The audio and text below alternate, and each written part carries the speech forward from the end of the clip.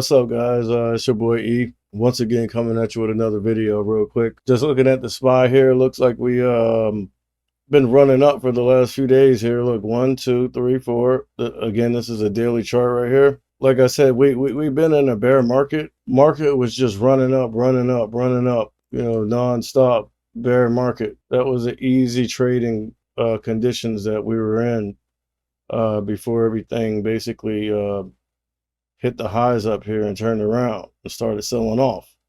Right, this uptrend right here, that's going back from that bear market where we were coming out of COVID and they were pumping the economy with all that money and basically created all this inflation that we got going on right now.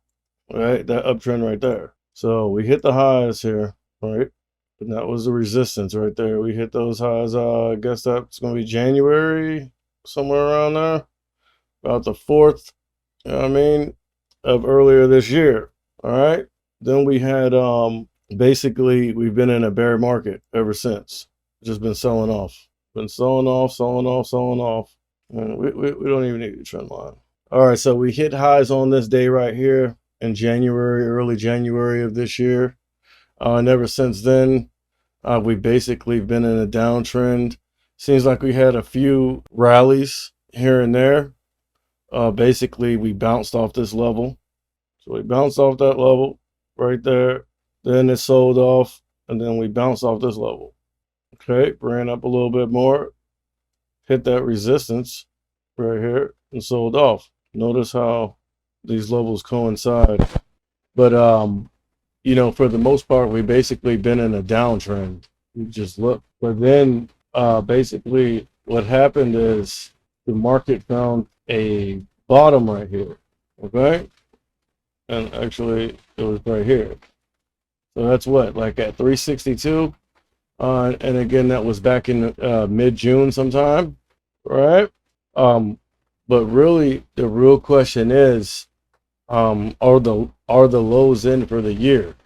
All right, and that's what everyone's trying to figure out. People have been changing their opinion based on the Fed's trajectory, whether Fed chairman and all those people, Jerome Powell and the rest of his cronies there, they're basically changing their opinion based on whether the Fed's going to be hawkish or bearish. And if you don't know the difference, hawkish and dovish, not hawkish and bearish, hawkish and dovish.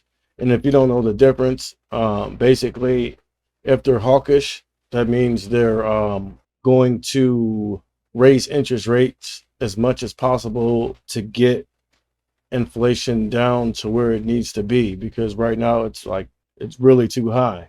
And we haven't even started feeling the full effects of it yet because it's a lagging indicator. So basically, Jerome Powell was dovish at first, pussyfooting around, etc. But for the last few meetings or what have you, he's been a little hawkish. And they did raise interest rates. And inflation looked like it ticked down. Well, actually it did. It basically didn't go down, but it stopped going up. And it kind of ticked down a little bit.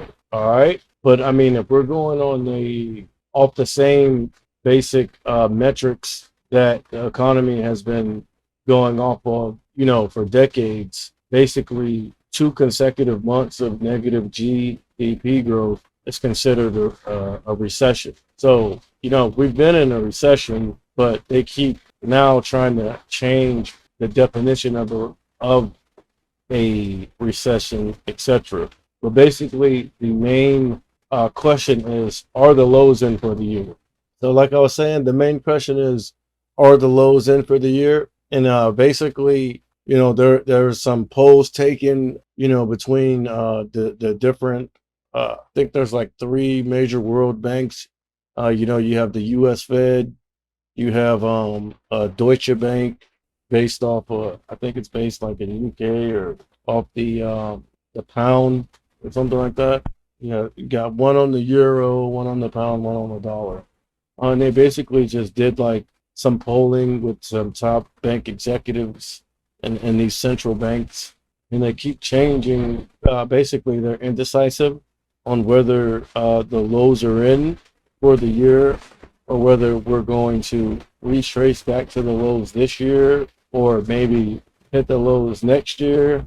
And really, that remains to be determined. You know, just wanted to kind of touch base with you guys on that, and basically let you know that they are having the reports are coming out tomorrow and the day after.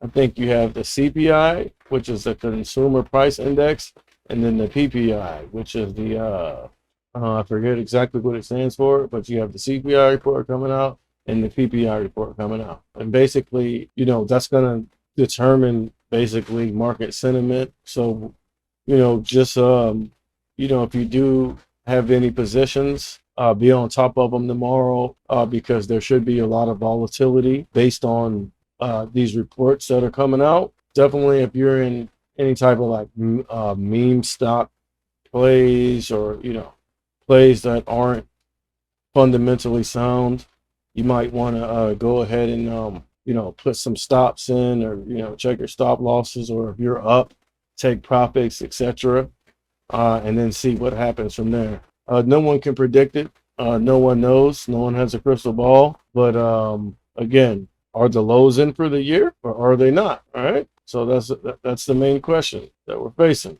And again, no one knows. But for the last few days, we have been in a little uptrend. Look, 1, 2, 3, 4. This is a daily chart. So we have 4 consecutive daily candles. So we are, basically running up. But who knows if this is just front running before these numbers come out. Like I think I mentioned it, that it could be just a little front running before this data comes out. Again, obviously no one knows if the lows are in for the year, so just be mindful of that. You know what I mean? That's why I haven't really been taking like any long-term swing trades. I've basically been taking shorter term, trades, basically day trades, what I've been doing. But I will swing fundamentally sound companies for a few days to a week in market conditions like this. Like for instance, I was in this play right here, right? My thesis and everything was right on this play. You feel me? But on the day, which was okay, so my thesis and everything was right on this trade. But on this day right here, the trading period before this day here, like I was up late, and I ended up, and basically I had got into play like back here, right when I seen it show some proof of concept and run up, and then come back here and find a double bottom. That was proof of concept enough for me to go ahead and grab a position, which I did. But being that I was up late and I overslept, I wasn't able to get out the position when it was up here at highs.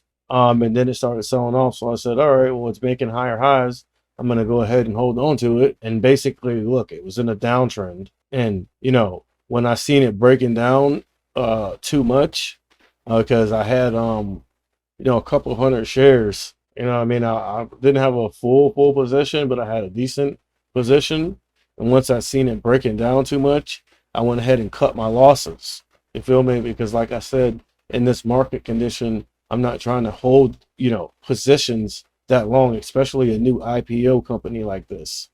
All right. But then look, I'll cut my losses, took a little loss, a decent loss. And then look, today, look, it bounced and after hours came up and then ran back up. So I could have held that position and got out still for a decent profit. But because of the market condition, I'm scared to hold. Like I said, if a company isn't blue chip and fundamentally sound, I'm not trying to hold it too long, especially over a weekend and stuff like that. Didn't want to get caught holding the bag. And that's a part of trading. You have to know when to cut your trades, because I could have held it and it eventually bounced back up. But what if it didn't? Then I'm caught holding the bag, and you have to be up on your risk to reward ratio. So basically, you can, like, if your risk to reward is 3 to 1. So like if you're managing your positions correctly, you have good risk management and risk to reward, basically 3 to 1 or close to it. You could have 5 losing trades and 5 winning trades, or even 6 or 7 losing trades and 3 winning trades, and still be in the green, because you're managing your risk, and your risk to reward ratio is right. You're cutting your losers and then just moving on to the next one. Don't get attached to these stocks. Don't get married to them. You feel me? Again, they're just different trading vehicles to help you grow your equity curve. All right. So again, I stopped out of this position for a minor loss, because I'd rather just take the minor loss than to hold on to it, hoping and praying that it bounced back. You feel me? And by you operating that way in the stock market, that's the only way that you're going to be successful. You feel me? Just move on to the next one. Or you can always re-enter a position later. But don't get caught holding the bag. Make sure that you have correct risk management. And like I said, you could have 7 losing trades and 3 winning trades and still be in the green if you have the proper risk management. All right, so just wanted to go over that little bit of stuff with you guys real quick. Again, it's your boy E, just trying to bring information to you